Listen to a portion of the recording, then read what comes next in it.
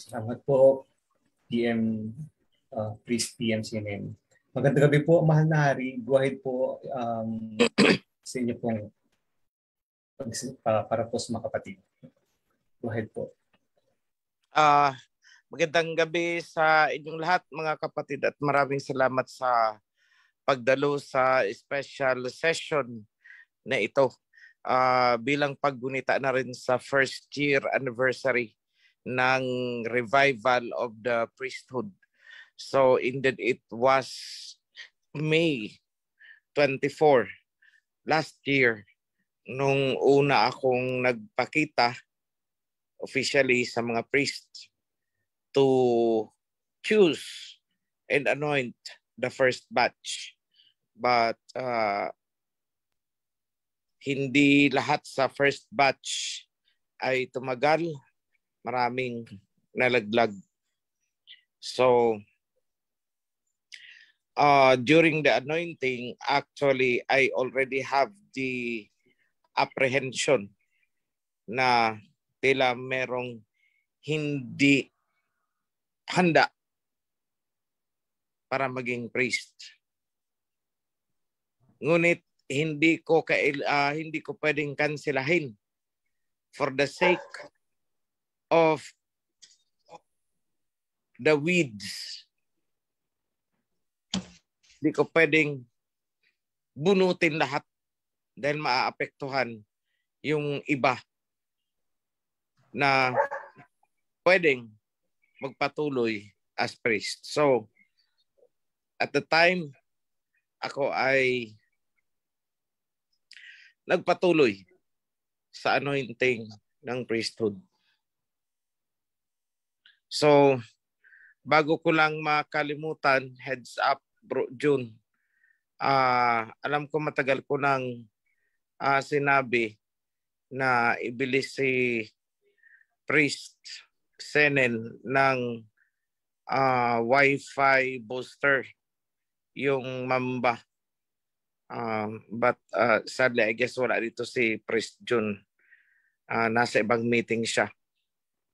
So the Mamba, because sa mga panahon na napaka-importante ng kanyang mga sinasabi at napuputol-putol, sayang ang pagkakataon. That is only 9,000 pesos. Bro Dato, kindly make the request for that. I want that purchase tomorrow. At ipadala sa DAET. Via courier. Hanapin dito sa ano.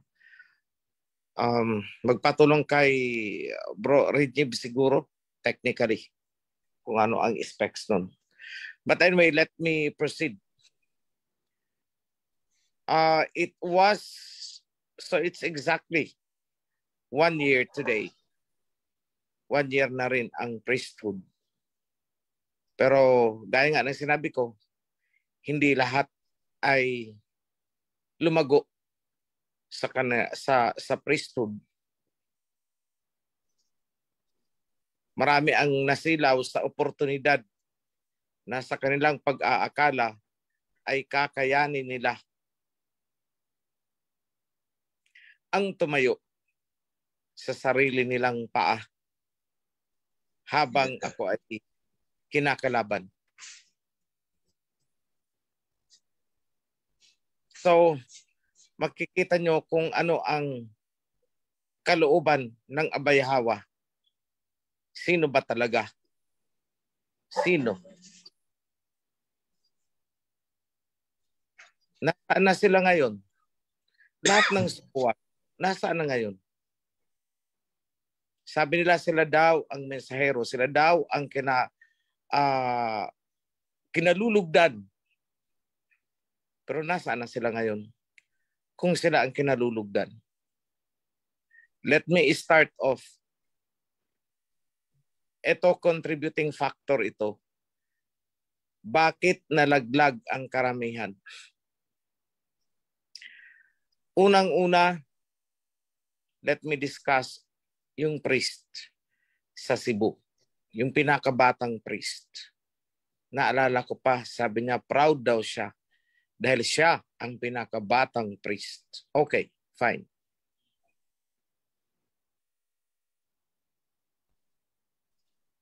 hindi na alagaan ang priest na yun. In a sense, na napamper siya at lumaki ang kanyang ulo. Dahil nilabag ng ilan sa abroad at hindi nila nirespeto yung aking salita. Ang sinabi ko noon, idaan sa tamang proseso ang pag-acquire at pagpapatayo ng HOP sa Cebu. Huwag ipapadala ang pera direkta sa Cebu, idaan sa national. Dahil kailangang legally documented ang lahat upang masecure ang HOP. Pero nilabag ako, pinadala. Australia chapter. Hindi po si Brother Fred yun. Yung isa, yung dalawa o tatlo na kasama nila, and one from Germany and one from, I don't know. Dinirekta nila ng dinirekta doon ang padala. So what happened? Wala na ang priest, nagmayabang, kumalaban, at tinangay ang HOP. Pagkatapos ng makuha ang gusto, yung mga tumulong sa kanya sa Australia ay sinuwag niya na rin. So solo niya ang HOP ngayon sa Cebu, sa pinamungahan. So what is that?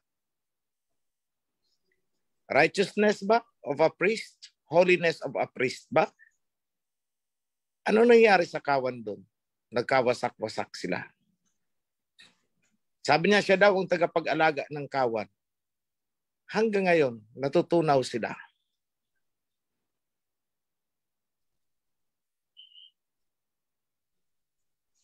Yan ang isa sa pinakaunang kaso.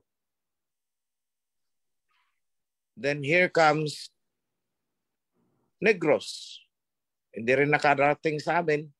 They started a project dahil idinidikta lang ng CC sa kanyang mga members ang decision making. Siya ang nasusunod, which is not the proper protocol.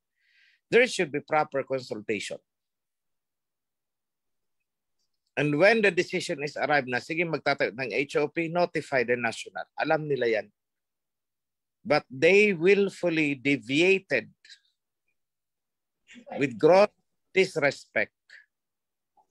Even at the time na nire-rebuke namin sila, the CC is really, wala sa kanya yung attitude and submission. Kaya anong sinabihan niya si Presidente na ambot sa langaw, habang siya ay pinapaliwanagan, outright I decided, take him out. Along with all his sympathizers.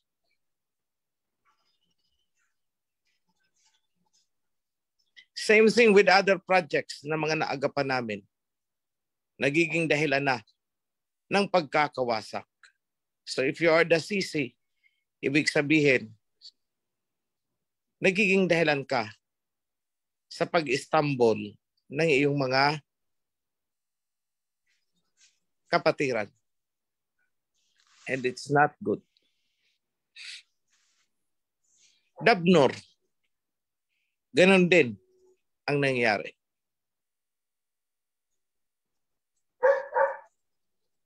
And in many instances, nagmamalaki ang isang chapter kasi may donor daw sila.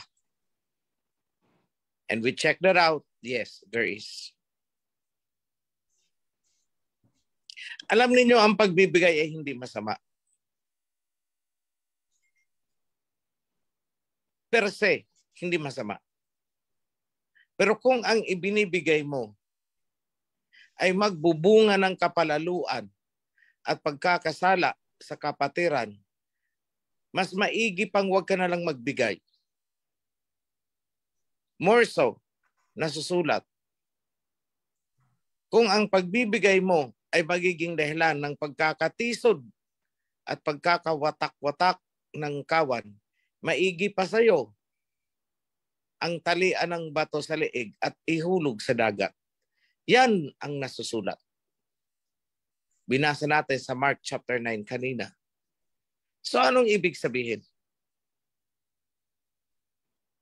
Ang sagot ay naandun sa Ecclesiastes. There is time and proper procedure for every matter. There is time and proper procedure for every. Ibig sabihin, hindi natin dapat piliting hinugin nang wala pa sa panahon. Dahil pag pilit nating hinugin yan nang wala pa sa panahon, mapakla yan at katitikuran. Hindi ako nagkukulang paulit-ulit hanggang madaling araw sa pagbibigay ng gabay. Ngunit kahit anong gabay ang ibigay natin,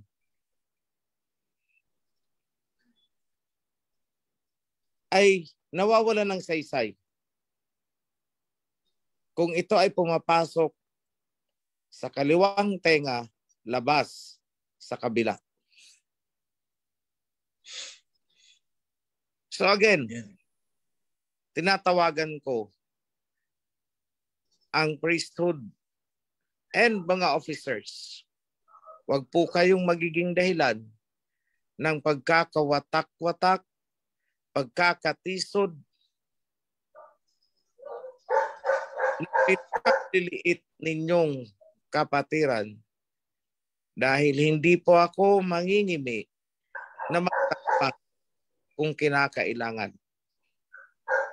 Hindi ko na kailangang patunayan ang sinasabi ko dahil matagal nang ginagawa ang pagtatagpas. Kaya hindi po ako sabihin natin nang pipressure lamang, nagsasaywar, nagbabluff, nananakot. Hindi po. Sapagkat ginagawa ko talaga.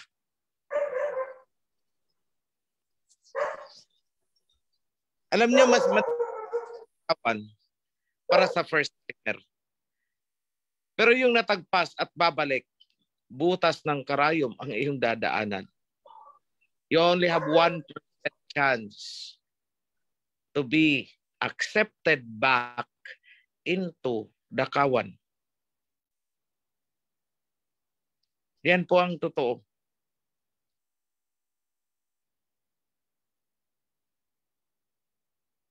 So kaya ko ito sinasabi.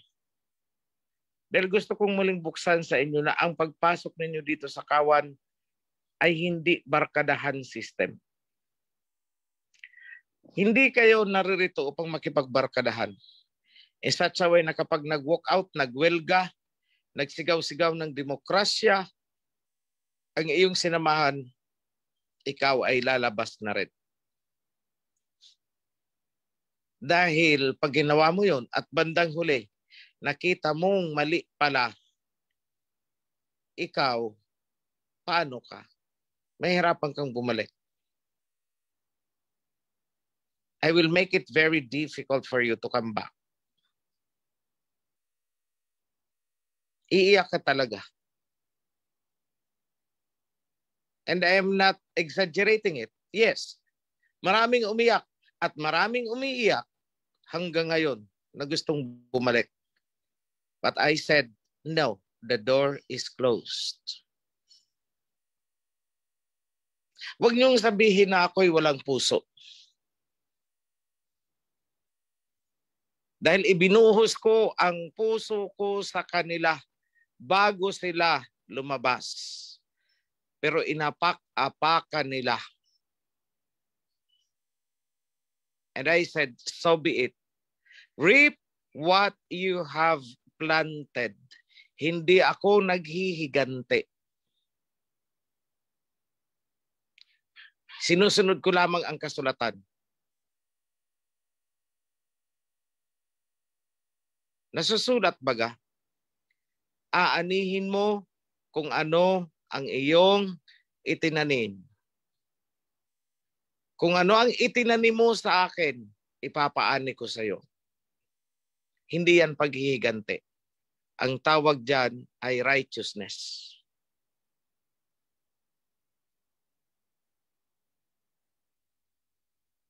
And it is there. Maraming umintriga sa akin noon. Ano daw ba ang karapatan ko? Sapagkat nung pumasok sila dito, kay Alahayam sila nakipag-covenant at hindi kay OHC. Tama po. Kay Alahayam kayo nakipag-covenant at hindi sa akin. Pero nung tumalikod kayo, tinalikuran nyo na ang covenant.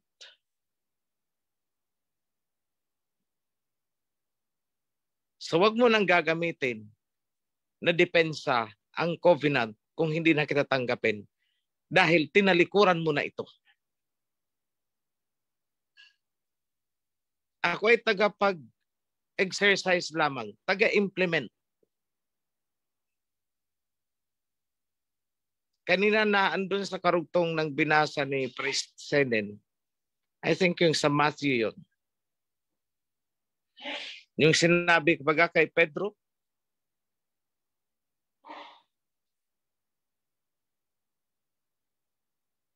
what you lose on earth will be loosened in heaven. What you have bounded on earth will be bounded in heaven.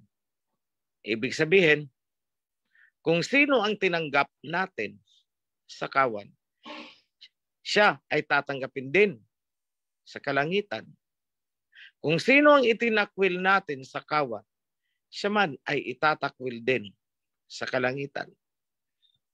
Provided further na ang pagtatakwil natin ay may sapat na basehan. At ginagawa natin yun. Hindi tayo basta-basta nagtatakwil eh.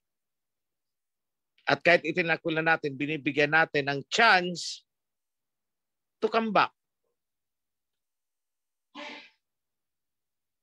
Pero kailangan niyang patunayan na siya ay karapat-dapat nangang tanggaping muli sa loob ng kawan. And that is the 1% chance to come back.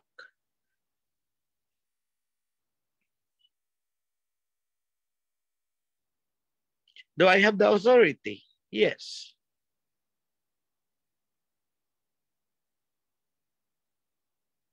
Binigay baga kay Peter, anong sabi? I give you the keys of the kingdom of heaven. Binigay kay Peter.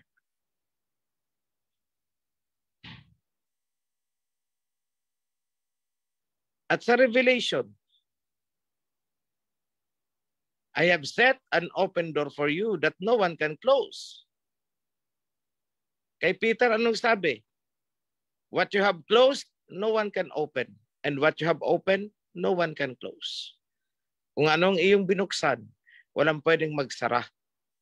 At kung anong iyong isinara, walang pwedeng magbukas. That is absolute authority.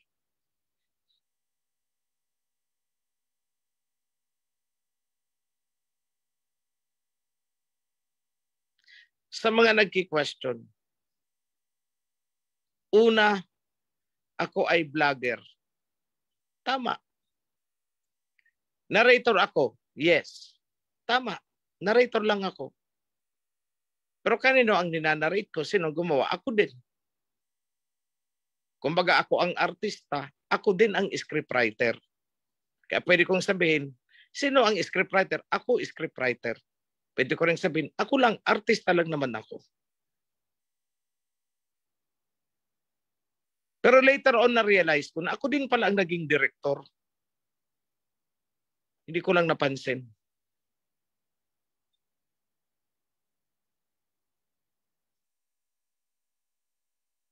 Pero salamat din doon sa mga naunang nagmulat sa akin ng mata. Tanggap ko naman yun eh. Na ginamit din sila para imulat ang aking mata na ako pala ay mensahero. Noon hindi ko alam na may mensahero pala sa Bible. So totoo lang. Sabi na, alam mo, ikaw ang mensahero. Sabi ko, yes. In a sense, parang ganun lang din. Mensahero lang naman ako dahil hindi ko naman ito sariling mensahe. Kanino ito? Kay Aba ito. So ako yung mensahero, tagahatid lang. Parang mail carrier. Yun lang ang sabi ko.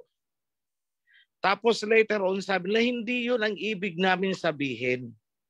May nakaprophesy na darating na mensahero. At ikaw yun. Bigla akong preno. Teka lang, huwag kayong ganyan. Blasphemy yan na sinasabi nyo. And it takes many, many months, almost a year maybe, almost 1 year, bago ko natanggap at kailangan kong kumonsulta, mag-research, kung talaga, ano ba talaga itong mensahero. At doon ko palang naunawaan ang Malakay chapter 3. The messenger of the covenant. Sabi ko, nga no. Wala nga namang ibang naghatid ng covenant sa panahon ngayon. Ako lang naman. I-research nyo, try nyo. Mahigit 1,000 yata ang sekta-sekta na nakarehistro sa SAC. Ni isa sa kanila, walang naghatid ng covenant. Wala. So sabi ko, ako nga talaga siguro ang mensahero. Kalaunan dahil hindi lang isa, dalawa, 3 tao ang nagsasalita. Halos ang mga nabubunggo ko, alam mo, ikaw ang mensahero. Sabi ko, bahala kayo kung yan ang gusto ninyo. Basta ako'y vlogger lang. YouTube vlogger. Yun lang. Pero kalaunan, sige na nga, tanggapin ko na, bahala kayo. Kayo may gusto niyan, hindi ako. So I accepted it. Then later on, dinigest kung ano ang covenant. At nung naintindihan na, inireveal na, ang covenant pala, ang konstitusyon ng kaharian. A kingdom. So, andyan na naman sila. Alam mo, ikaw yung king.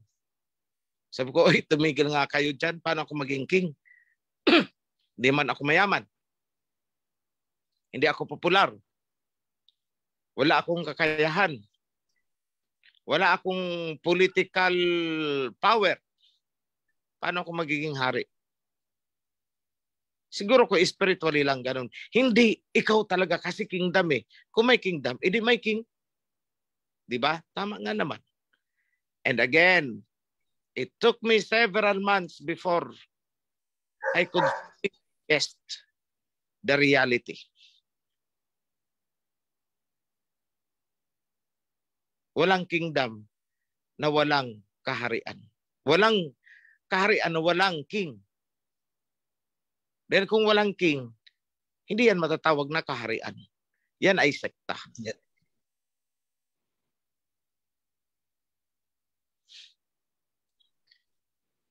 At doon ko na-realize later on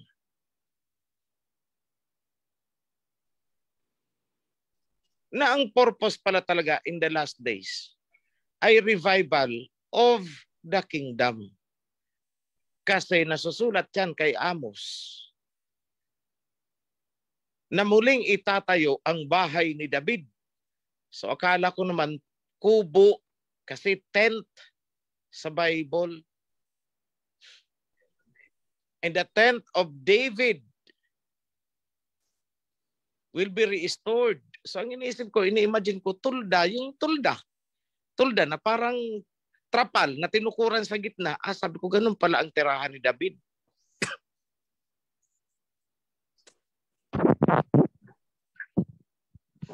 So inisip ko kasi nga naman noong panahon na yun, di ba, tulda-tulda lang naman sila.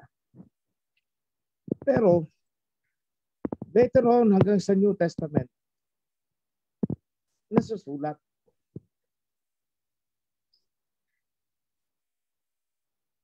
That the throne of David will always have a successor. Sabi ko, hindi ito basta tulda-tulda lang. Kingdom talaga. So sabi ko, kailangan talaga matapos ang revision ng Torah and Covenant. Kasi biruin mo, ang kingdom of David, ginawang tent of David, tulda ni David, na wala talagang essence of a kingdom. Hindi talaga mag-sink in sa imagination mo, sa diwa mo, yung glamour, the majesty of a kingdom. Kasi ang ini-imagine mo ay tent because that is what was written.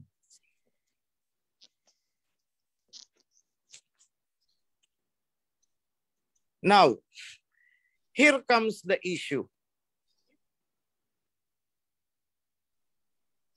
Ang king ay si King Yahawashi. I said no. King Yahawashi is not only a king, but the King of Kings. So therefore, kung siya ay King of Kings, there are kings below him. So mga kapatiran, mahirap at nahirapan silang tanggapin ang konsepto ng kingdom and king. And later on, may nagpo-propose na. Isa sa pinakamakulit, itong si Mark Derrick. Kulit. Ang kulit talaga ni Mark Derrick. Kung hindi nyo igagawa, si King O8 ng crown, ako ang gagawa. Gagawan ko ng paraan yan. Ay talagang nang sulisit po talaga ng mga ginto. Gagawin daw corona ko. Sabi ko, kailan pa kaya ito makakabuo? May nagbigay ng isang pirasong singsing. May yung alam yung pangtuhog sa tenga, yung ano na wala na ang hikaw, yung pangtuhog na lang ang natira. O isang piraso ilagay, sabi ko, kailan pa kaya ito mabubuo? Biruin mo yan. Tapos later on, gawa siya ng kahon. Sulisit na naman sa kapatiran. O panahon pa yan ni Sara at Jovinil, nakita nila yan. Aba, may mga naglalaglag ah. Padami ng padami ang naglalaglag. Tapos eto na, na-intriga kaagad. Si O8, nangungulimbat ng ginto. Ay grabe. Nangungulimbat na ako ng ginto para daw sa aking corona. Pero sige lang. Let it be. At hindi pa nga natatapos ang corona. Dapat daw may setro din. Sabi ko, saan kaya kukunin talaga ang mga ito? Pero alam nyo, pumasok ang diwa kay Mark Derrick para lang sindihan at maglagablab yung kagustuhan ng kawan. At ang hindi ko maabot maisip, bakit ang isang foreigner na hindi naman natin kasama sa kawan ay magbibigay ng napakalaking tulong para ma-produce ang corona at ang setro. Ginto at mga diamonds, siya ang nagbigay. Yada.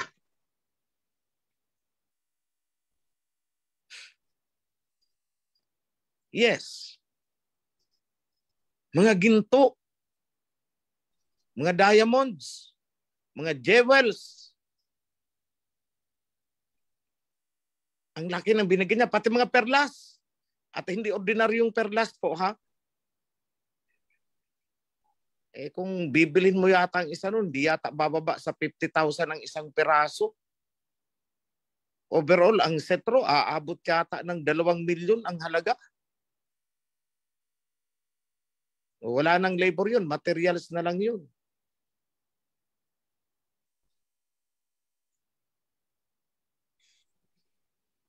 So, sa mga development na ito, hindi nyo ba naiisip, subukan nyo kayang manghingi kahit 1 gramo ng ginto. Simulan nyo na ngayon, bigyan ko kayo ng 1 taon. Manghingi kayo ng 1 gramong ginto, ewan ko lang. Lalo na sa taong hindi nyo kilala. Ganon-ganon na lang magbigay ng ginto. Parang gawing corona ni OHC. Sino ba si OHC? Para pag-aksayahan ng almost 1 kilong ginto. Yan, nangulimbat daw ako ng ginto. Excuse me, hindi po ako nanghingi, hindi ako nangulimbat. Ako ay binibigyan at tinatanggap ko. Magkaiba po yun. All of those are gifts at hindi po tinutukan ni OHC. So now, the priesthood. Ano daw ang karapatan ko para mag-anoint? So tapos na tayo sa king ha, sa priesthood naman. Ano daw ang karapatan ko na mag-anoint? Kung ako ang messenger, dahil ako ang nagdala ng covenant, then ako ang dapat mag-revive ng priesthood. Which is, sinabi ko yan noon pa sa mga video ko, hindi ko pa alam noon na may mensahero palang sinasabi sa kasulatan. Sinabi ko, I will revive the covenant, I will revive the priesthood. Long before, sinabi ko yan, na ni sa panaginip, hindi ko alam na may nasusulat pala sa kasulatan na mensahero ng silangan. I didn't know it, but my heart has the desire to do these two things.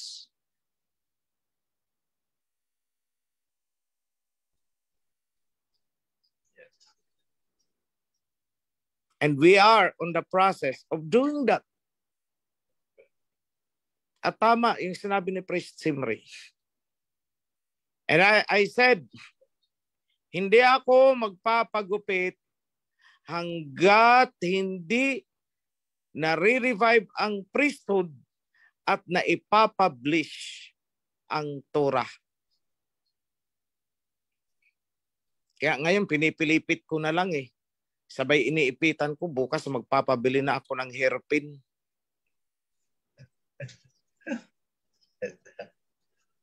Kailangan na eh. Because it's almost mahigit 1 year na. Kasi nung time na binitaw na sinabi ko sa kanila, although ayoko sanang sabihin, pero sinabi ko na rin anyway. Wala namang masama. Sinabi ko sa kanilang anointing. Hanggat hindi lumalabas na accomplish ang dalawang bagay na yan, I won't cut my hair. Hindi ako magpapa-razor, hindi ako magpapagupit. Hanggat hindi yan natutupad. Kahit ano pa ang maging hitsura ko, basta yan. I have to do that.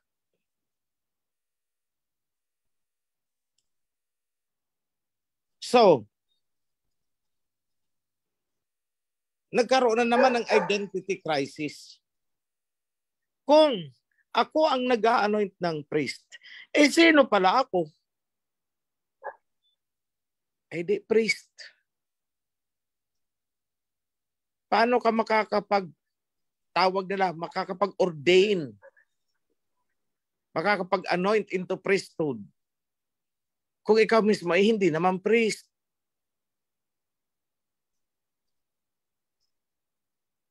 So doon ko na-realize, ako pala ay priest.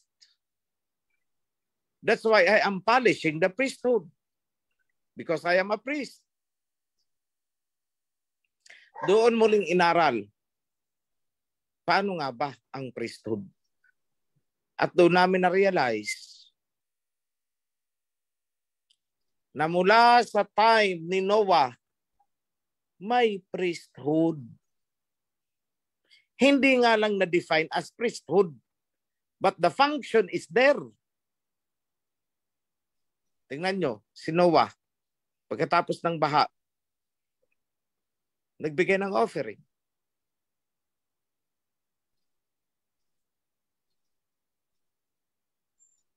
At pagkatapos nun, ipinasa niya kay Shem. From Shem, ipinasa kay Abraham. Down to Isaac. Down to Jacob. At nung hindi pa defined, down to Judah. Then, napadpad sila sa Egypt. Lumabas mula sa Egypt. Ibinaba ang covenant. Sino ang nagtuloy ng priesthood? Moses. Alam ba ninyo na si Moses is a priest and a ruler, a king?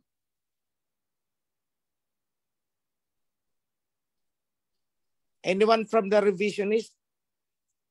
Pakibigay nyo na lang ang verse kung saan tahasang sinabi ni Abba Yahweh na si Moses ay priest and king. Ruler, I should say. And when you say ruler, that is a king. That is another term for a king.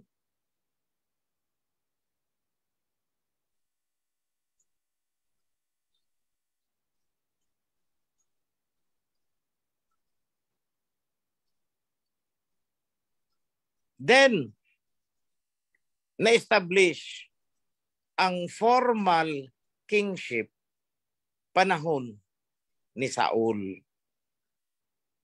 Kasi sa panahon ni Moses, ruler nga si Moses, pero nandun ang King of Kings. Nandun. The son of Yahweh, si Messiah Hawashai. Nandun siya. Direct supervision. And they remained under his supervision, under his command directly, hanggang sa na-establish kay King Saul. At nagselos yata si Messiah Hawashai. Bakit kayo naghahanap ng king? Nandito naman ako. But nevertheless, inapprove niya, sige na nga, kukulit ninyo. But it displeases me. Hindi ako natutuwa. Pero sige, pagbibigyan ko kayo. So napilitan man o hindi, inauthorize. The bottom line is, inauthorize ni King Yahweh na magkaroon ng king ang mga Israelites under him. A king that is flesh. Dahil yun ang kailangan ng mga tao. Yung nakikita nila.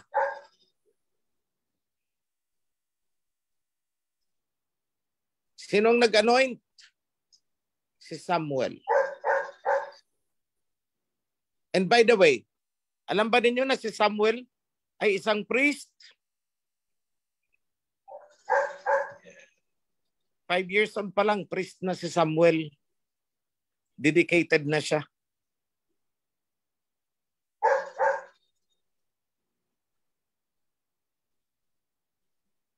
So the priest anointed Saul to become king.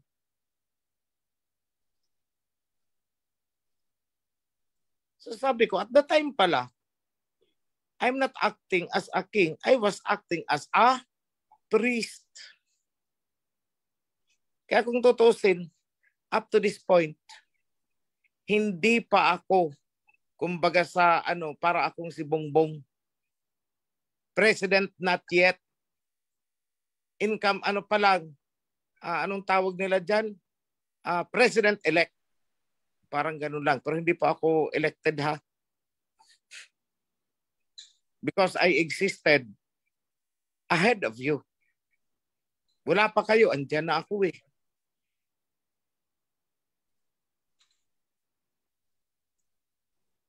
Bago pa dumating ang first follower ko, nandiyan na ako. Performing the work of a priest.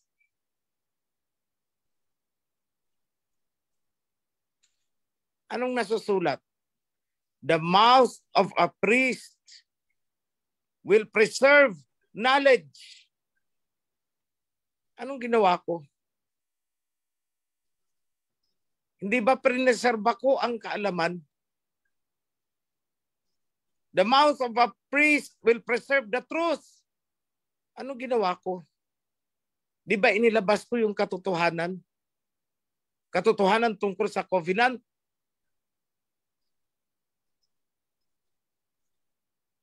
Muli kong binuhay ang covenant. Hindi ko naman alam na kaya ko pala ginagawa yun dahil ako ay priest. At hindi ko naman alam na ang pagbuhay pala sa covenant at ipinaglalaban ang covenant ay gawain pala ng priest. Hindi ko alam yun. Moses chapter 99 verse 6. Moses is a priest.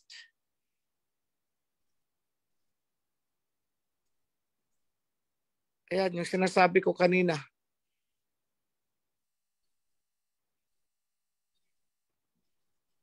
Presumptive, yes. Psalm 99 verse 6. Moses and Aaron were among his priests. You see? Priest pala si Moses. Kaya siya ang nag-anoint kay Aaron. Kaya kung tatanungin nyo, bakit naging priest si Moses? Sino ang nag-anoint sa kanya? Sino bang nag-anoint kay Moses? Hindi ba't si Abba Yahweh? Paano ini-anoint si Moses? Binuhusan ba siya ng langis? Hindi po langis ang ibinuhos sa kanya.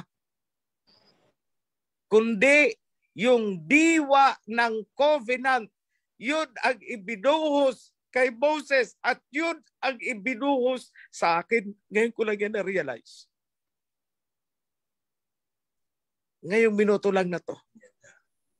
Ngayong segundo lang na to. And I could not help to be emotional. It's overwhelming. Overwhelming.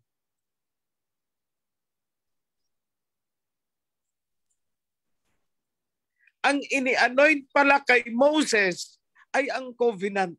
At yun din naman, di ba, ang ini-anoint sa akin, ang diwa ng covenant. Why are you questioning?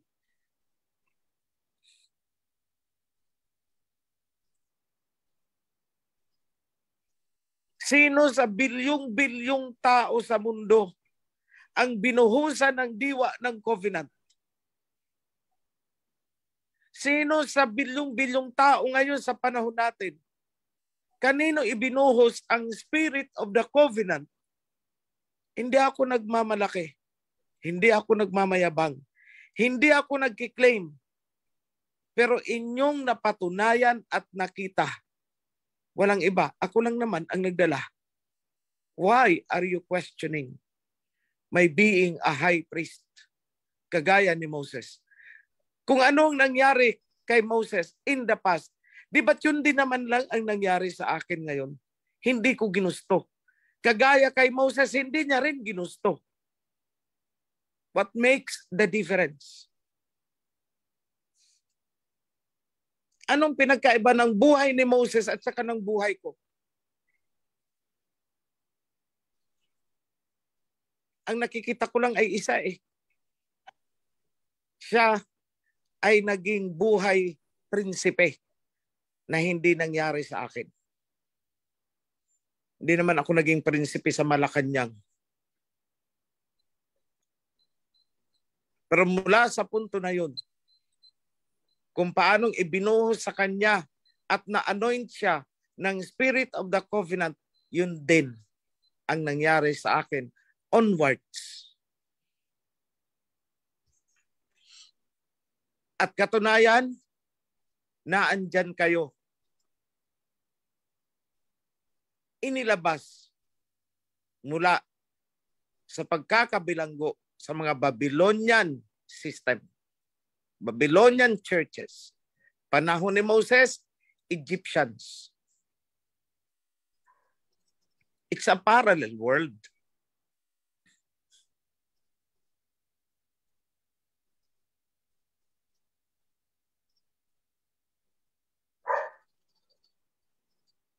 Moses was a priest.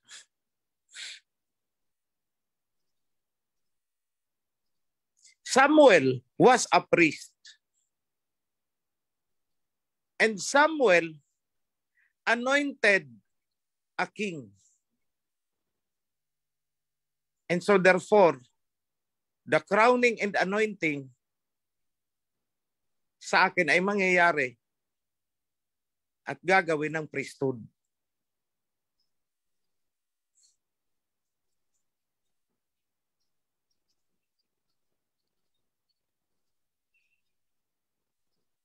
Pero matapos ang anointing, who is above the priesthood? Makikita nyo yan sa panahon ni King David at ni King Solomon. Kung paanong pinagtatagpas ni King Solomon yung mga priest na taksil sa covenant. Yes, Solomon did it. And so therefore, the king has an overriding power over the priesthood, although it's the priesthood that will anoint a king. But in my case, bago pa dumating itong mga priesthood, andyan ako as a priest by virtue of the spirit of the covenant na dinala at na ibinuhos sa akin at dinala ko sa inyo.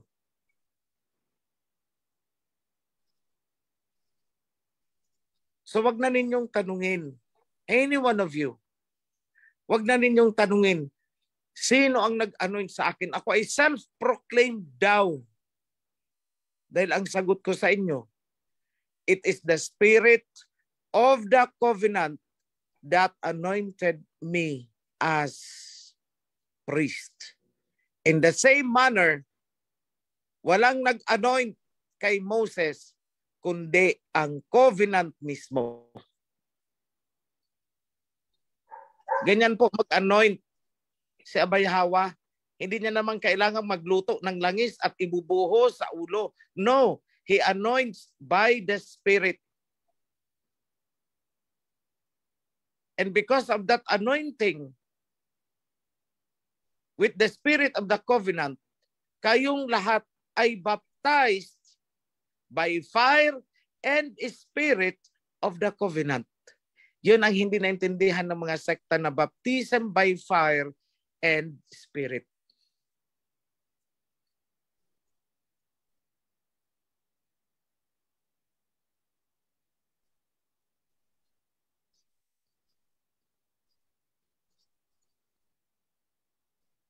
Hindi mahirap ang ipinapaliwanag ko kung hindi nyo tatakpan ang mga tenga nyo. Ang hindi lang makakaunawa sa sinasabi ko ay yung may mga baon na doktrina sa kanilang puso dahil yun ang kumukontra sa lahat ng sinasabi ko.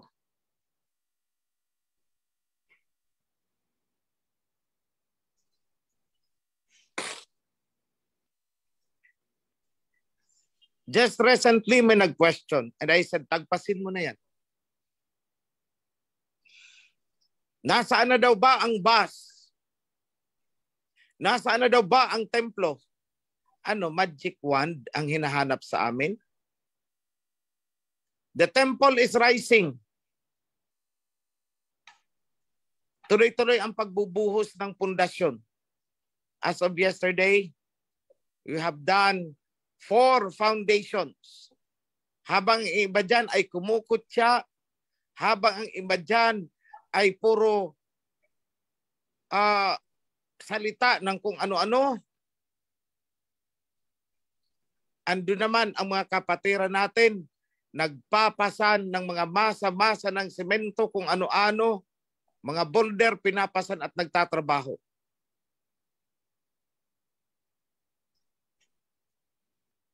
Bago magsalita ng mga negatibo, tingnan muna kung ano ang ginagawa at nangyayari.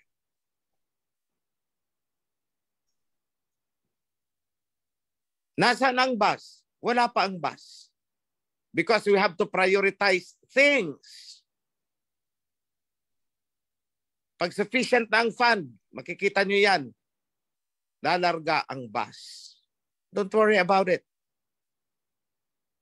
Pero hindi namin pwedeng unahin ang bus na mabibitin ang templo.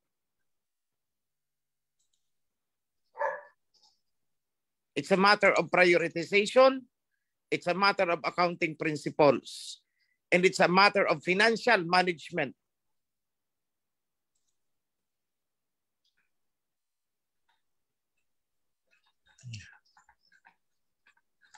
Wag po puro kutya, wag puro criticism. Imbis na mag-encourage, puro pang bubuli ang ginagawa. Pag may nakita akong ganyan, automatic, tagpasin mo yan. Hindi natin yan kadiwa. Dahil kung ang diwa niyan ay sa covenant, hindi yan magsasalita ng ganyan. Kung ano ang lumalabas sa nguso, yun ang nilalaman ng puso. Kung ano ang binibigkas ng dila, yun ay nagmumula sa kanyang diwa. Dila at diwa magkasama yan. Kaya kung gusto nyo malaman kung ano ang nasa diwa ng isang tao, pakinggan nyo ang kanyang dila.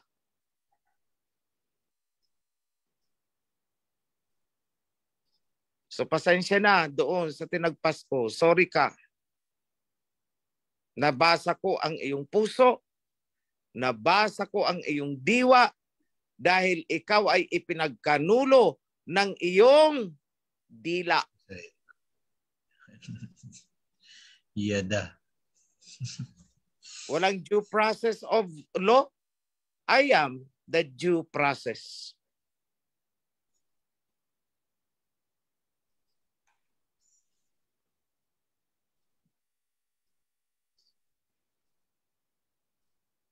Naghahanap kayo ng due process? Ako ang due process.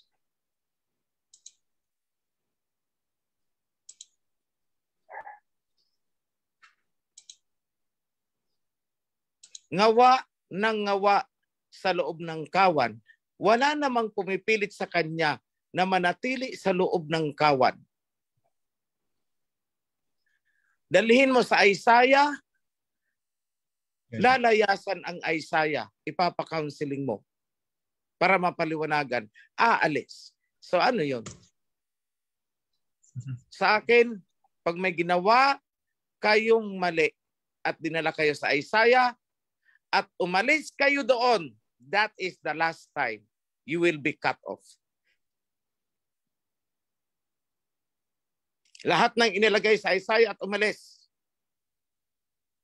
huwag nyo nang habulin. Hindi natin yan kadiwa. Dahil ang totoo nating kadiwa sa kawan, magkamali man yan at dinala mo sa Isaiah, hindi yan manlalaban, maghihintayan.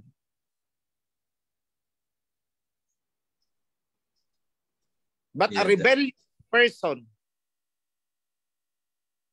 lalayas yan. Ganun lang yun.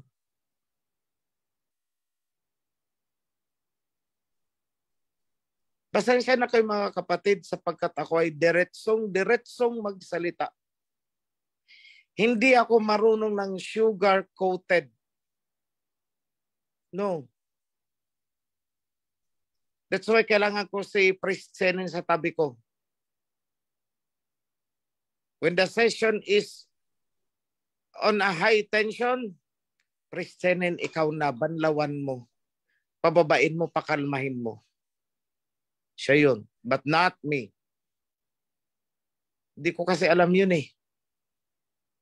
Isa lang ang alam ko. Kapag hindi na righteous ang nakikita ko, I have to act. Tabak lang ang hawak ko eh. Pag hindi na tamang ginagawa, I have to do this.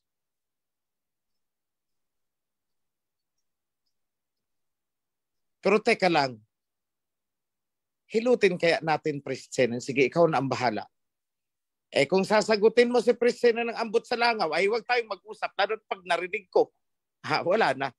Kahit sanggain ka pa ni Priest Senen, ako na.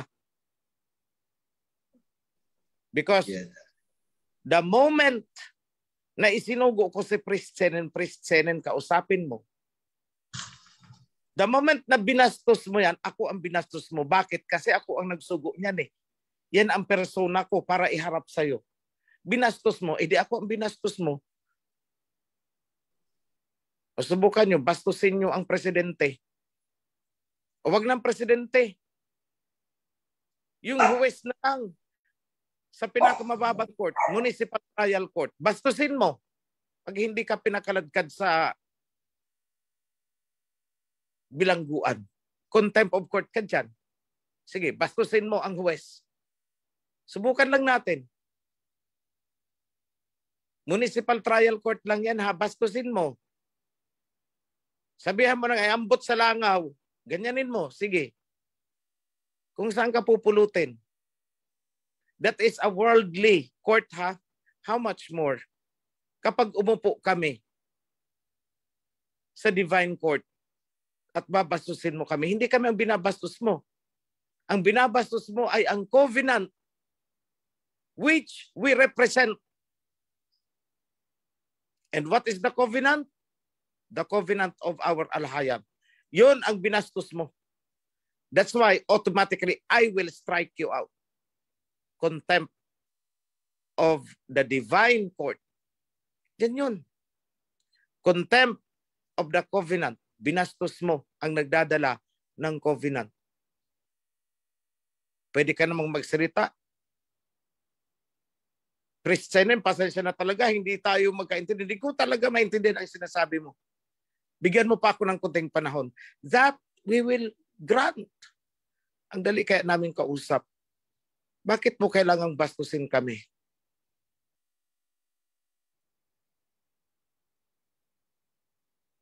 Lahat ng pag-unawa, ibinubuhos namin.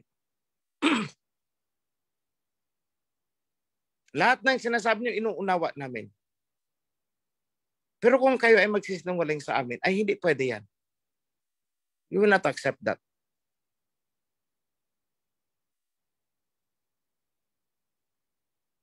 So looking forward mga kapatid,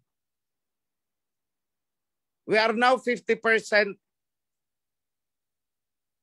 sa last book na nire-revise namin. The book of Isaiah. Which is napansin namin, 3 chapter pala dun ang nawala. At tinapalan ng 3 chapter mula sa 2 Kings. Word for word, copy-paste, 3 chapter mula sa 2 Kings, itinapal sa 3 chapter ng Book of Isaiah. Word for word. Ngayon lang namin nakita. Kaya pala I have this hunch. Sabi ko, ipahuli natin sa i-revise ang Book of Isaiah. Kailangan maintindihan muna natin ang paikot, the surrounding circumstances, lahat ng books bago tayo pumunta kay Prophet Isaiah. Kasi kung magsisimula tayo kay Prophet Isaiah, maliligaw tayo. Bakit? Dinoktor para ng katakot-takot. Tulad niyan, 3 chapter ang nawala.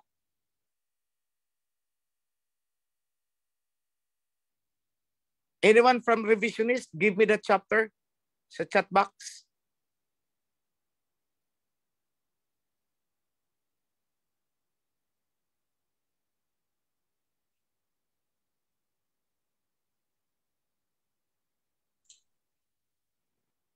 Was it chapter 30?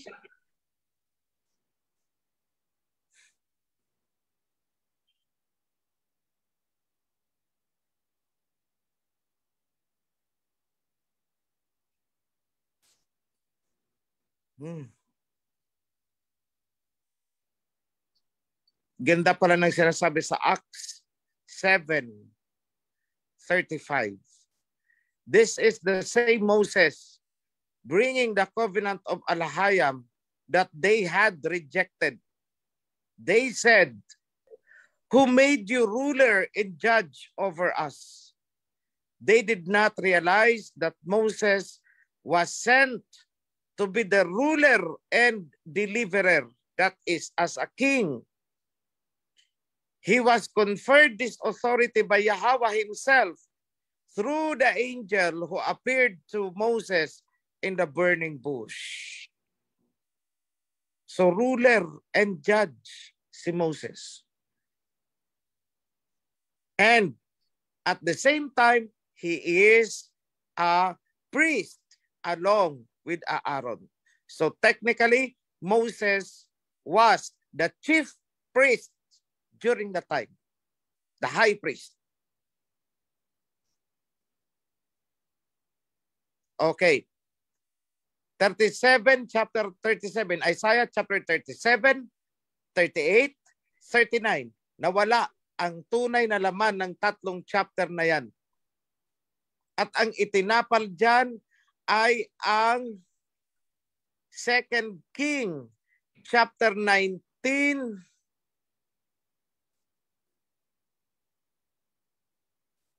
Chapter 2 Kings chapter 19 ang itinapal dyan sa tatlong chapter na yan. Ang tanong, ano ang nilalaman ng Isaiah chapter 37, 38, and 39?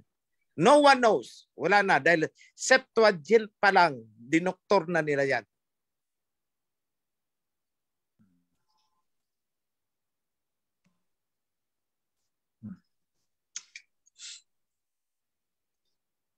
Kaya hindi po biro-biro ang gawaing i-revise ang Bible. There again, I am answering. Doon sa mga nag-question sa akin, mula kay Juvenile hanggang kay Celeste, hanggang kay Paul, ano bang karapatan ni OHC para i-revise ang Bible? Isang sagot. Sa akin lang naman ibinuhos ang diwa ng covenant at ibinahagi ko sa inyo. So I have to adjust this. Yada.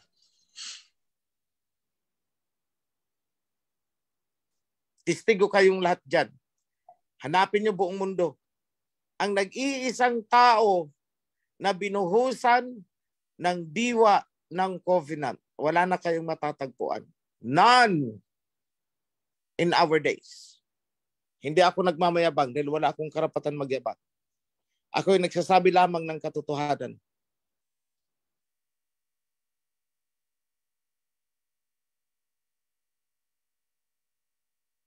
So hintay-hintay nyo lang mga kapatid. As soon as maayos natin ito, we will publish this.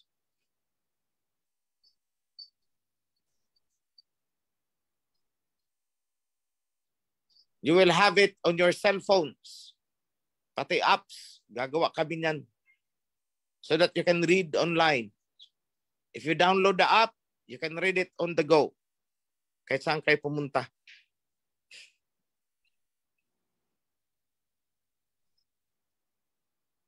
Baka mamaya, pag medyo natagalan, sasabihin, no, saan na ang sinasabing ganito? Wag ganon. So sa akin lang mga kapatid, hinihiling ko ang inyong pangunawa, katatagan, loyalty, honesty, lahat na ng virtues. Pero ang pinaka-importante dyan, ang inyong katapatan sa covenant.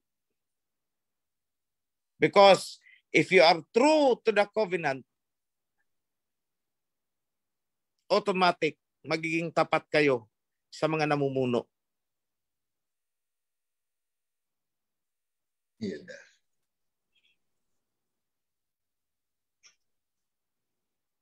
Kung kayo ay hindi nagiging tapat sa inyong mga namumuno, lalo na sa nasyonal, ibig sabihin hindi kayo tapat sa covenant. Bakit?